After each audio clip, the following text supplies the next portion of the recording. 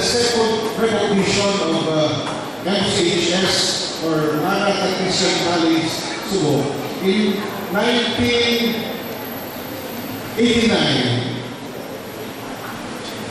It never occurred to me that one day, by God's grace, I will be given the opportunity to sit in the governance of Bacolod City. Just like most of the kids here right now, ang natanong ko sa inyo, nagapungko, nagapamati sa speakers.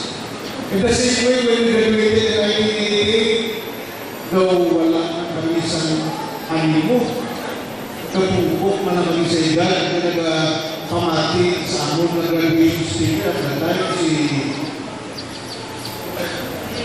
Councilor Rivero, Atty. Rivero, he was our graduation speaker. So, kung hindi nagsunod sa amon pamunauna, that one day, sa ulay sa Ginoo, maralaan kami sa na modest aside, mag-succeed in our respective fields. Some of my classmates are now engineers, some are working abroad, but we all came from resistance. We all came from humble beginnings. We all came from the different areas na sa palibot sa Maranatha Christian School. But it never occurred to us that one day we will be achieving these positions, these graces that we are having right now. When I graduated in 1988, in all honesty, I did not have any plans nor occurrence in my mind that kung ano makurso ang akong paon, nagtapos ng graduation. After graduation, I wasn't sure kung din ko may eskwela. I was not even sure kung ano makurso ang akong paon. Although at the time, I was considering taking up journalism because of the experience, the training that Sir Bilby had given to us. But what I did is that I prayed. I asked for the Lord's guidance. I asked for His will because, as I said, I really don't know at the time what course I will be taking up. For a couple of months, I prayed. I read the Bible. Until one day, I asked for God's clear guidance kung ano ba kurso ang akong wow.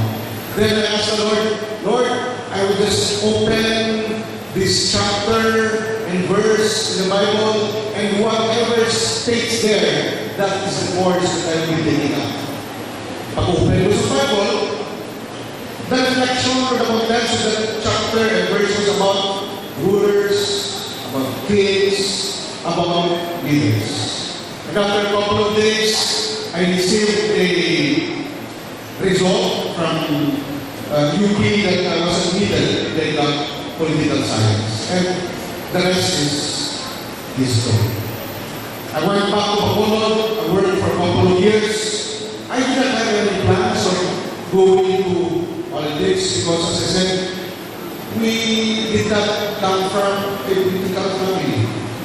Nor was there any inclination of us going into politics because hindi man kami masintiro, hindi man kami nagaling sa dagong na pamilya, why ng resources. But I just, again, asked for the Lord's guidance. I prayed and asked His will whether I would continue in the profession that I was having at the time. And the Lord just spoke to me and told me to run for public service. I was elected councilor for 3 terms. Then, when my term ended, I considered retiring from politics. Again, nagpakamulyo ko kaya Lord, okay na ang 9 years in politics. Pwede ko magpakabuhin sa less stressful ang mga activities. Until last year, September of last year, one of our political leaders asked me if I want to run as vice mayor. Outright, I said, no, I don't want to run for vice mayor because in the first place, I wasn't prepared. I was out in politics for 3 years, and I want a less stressful and a more peaceful life. But that person told me, decide ka na. Did you pray about it? Did you ask for the Lord's guidance? So, nung umiyak ako, Christian ko, in-review ako. So, I just told him, sige na, hindi na po, yapan na sa iba. But, they just told me to try to pray about it. So what I did, okay, I prayed, and I asked for, again, a very clear sign from the Lord kung ano ang akong desisyon ngayon, whether to run for vice mayor or not. To make the long story short, I asked for a very, very impossible sign from the Lord. And I said, Lord, if you will give this to me, I will run as vice mayor. It was very impossible. The sign that I was praying is, I was supposed to go to the States in 2012 because we had a convention. It was September of 2012. I brought up my visa. I brought up a schedule with the U.S. Embassy. So, outright, nagtawag ko sa embassy, sinin ko, pwede ko makapaschedule. Nagambal ang dito sa embassy, hindi available at 2-3 weeks from now. Ang available lang is 2 months from now. So, it was already first week of September. Kasi hindi ko immediately. Why hindi ko magdalagan by sa'yo? Kaya napatayo ko kung maka-interview ko. After a week, nagtawag-tuwag, and the one answer told me that prior to my calling, somebody pulled out of that schedule. So, bibitin ko. Nagtawag ko Friday, pagka-Wednesday, interview ko sa embassy. Wala na ko na dinala papers. I did not bring any bank certification. Wala din. I asked the Lord, kung maprumahan ko hindi ko ni-mail naman dalagan ko. We went to the embassy, the consul asked for some questions, then ginaprubahan na akong application. After approving, sinabi ko, Lord, ko na muna sa inyo, pinapangayon ko. Nung challenge ko din for that side. And then, nagambal ko, Lord, it was Wednesday, Lord, kung maabot ang akong visa na later than Friday afternoon, 5 o'clock, madalagan mo. Pagpuli ko sa mga Wednesday afternoon, pagka Friday sa kulto, nagtawagan ng wife ko nga mamulian ay pinagabot na visa. Sinin ko, Lord, kung makita kong visa, kung masiguro hindi ko yung madalagan, gusto ko yung multiple every 10 years. Pagkabot ko sa balay, I opened the parcel, I opened the visa, and what was that was a 10-year multiple entry. Then I said, Lord, indeed, this is your will for me to run. How can I challenge your wisdom and your will for my life? So I ran, I filed my certificate of candidacy. In the first few weeks, or first few months, I was third in the surveys. Until March, the campaign started, I was still third in the survey among 4 candidates for vice mayor. Nobody was expecting me to win. When the campaign started, first week of the campaign, third man ko ako. On the second week of the campaign, nakamatahal ko Saka. On the third week of the campaign, pinagpatas-patas ko sa number 2. On the last week of the campaign, naglakot ako. And after the election, by God's grace, I won the seat as vice mayor. Not because of what I had done, not because of my undertakings, but simply because I followed the will, I followed God's will for my life. So, this is just a simple way which I have been clinging on to for the past so many years of my life. Most of you kids most of you students, sometimes we tend to believe in ourselves na sagad kuya kay honor ito.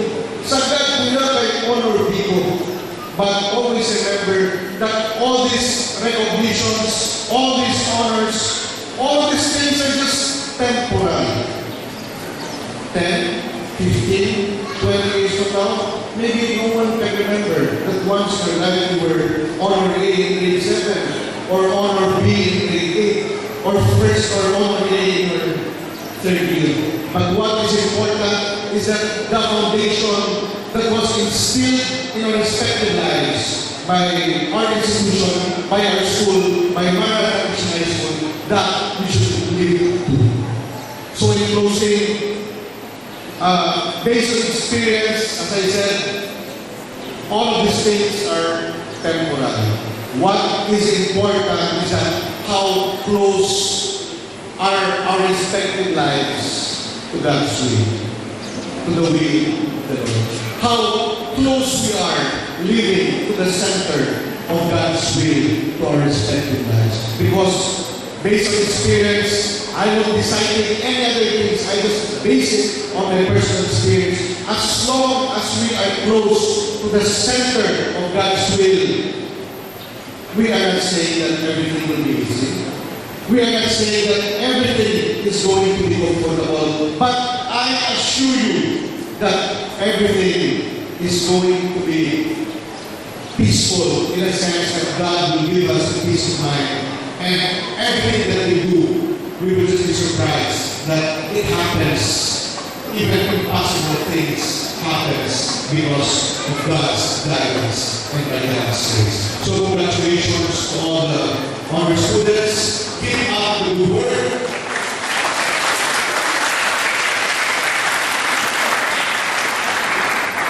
And always bear in mind na ang hindi na honor dapat ibalik natin sa Ginoo na ang naghatag si kanatanan sa atin. Salamat din for the invitation and mga